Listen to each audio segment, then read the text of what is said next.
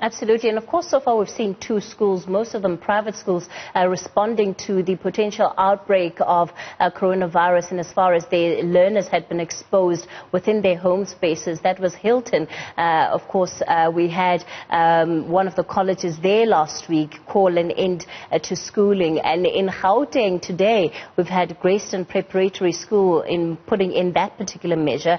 Riaan van der Bergh is the Deputy Provincial Manager at the Federation of School Governing Bodies of South African Schools. He joins me now in studio. Riaan, lots of questions around how schools should be addressing this.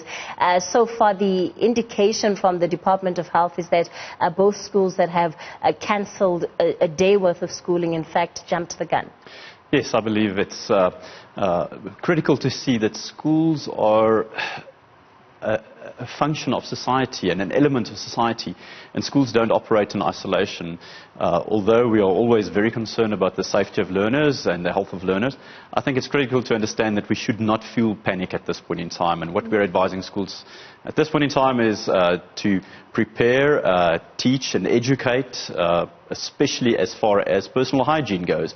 This is a great opportunity to teach around personal hygiene, around the coronavirus, but just in general as well.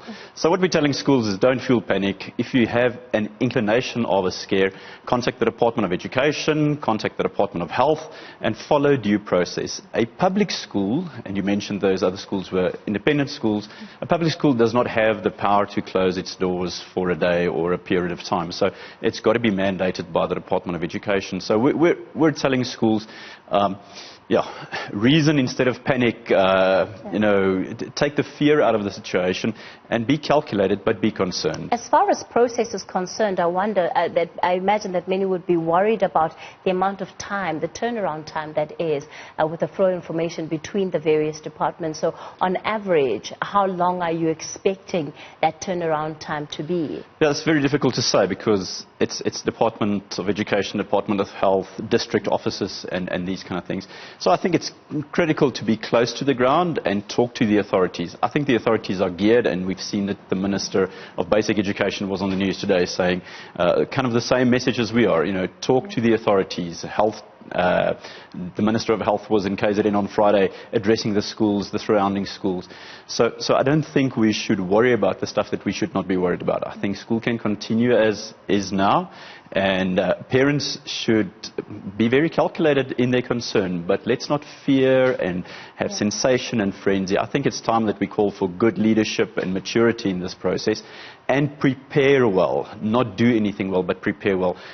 In the previous news broadcast, I saw a lot of schools in international arena closing for a few days, and I think let's get ourselves ready. I don't think we're going to get there, but if we get there, it's very easy to deploy information on a technological platform to parents, to homes, to learners, especially high school learners, and say just continue with work. So I think we need to take some pressure out of the system in the schooling environment and let society and government in general manage the process. This virus hit South Africa at a time where, of course, we're having change of season, so a few people are already flu-y, as it were.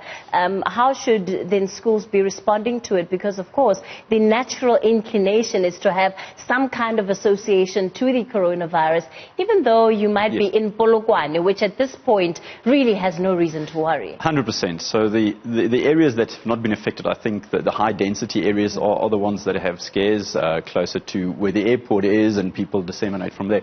I think let's go back to the normal way. If your child was sick a year or two ago, you would assess the situation, and we actually implore parents not to send sick kids to school because they will just contaminate the other kids as well. So if your learner, your child is not well, take off a day. You don't need permission to take a day off. If it's a second day, go to the doctor and have the learner screened and tested. As in any other situation for the last how many years where you would have taken care of your child. I wonder, are schools going to be applying any different mechanisms in their response to this? Because, yes, maybe a learner might not be feeling well for one day and the parents might decide to keep them home, but then you don't have a doctor's note. So are we going to see exceptions being made simply because of the kind of situation that we're in now? Yeah, that might be the case. I think one needs to see what the legal structures are in this case. So a school needs to measure attendance. So absenteeism is a big issue in schools, and we need to measure attendance. The chance of a learner not learning whilst not in class is 100%. So absenteeism is a big issue. But I think school governing bodies need to apply their minds, be concerned about the learners, and then change the policy if need be, but not just jump on a hot tin roof and see. So doctor's notes are always needed for 2 days and longer. One day you get marked absent and you lose your perfect attendance record. But I don't think that's the big issue at this point in time. Governing bodies need to just be aware of this and govern this space really with maturity. All right, well, it certainly sounds like there's going to be a level of flexibility and fluidity needed from the different arms and sectors of the state. Riaan van der Bergh, he's the Deputy Provincial Manager at the Federation of School Governing Bodies of South Africa. And the pulse continues after this. Just stay with us.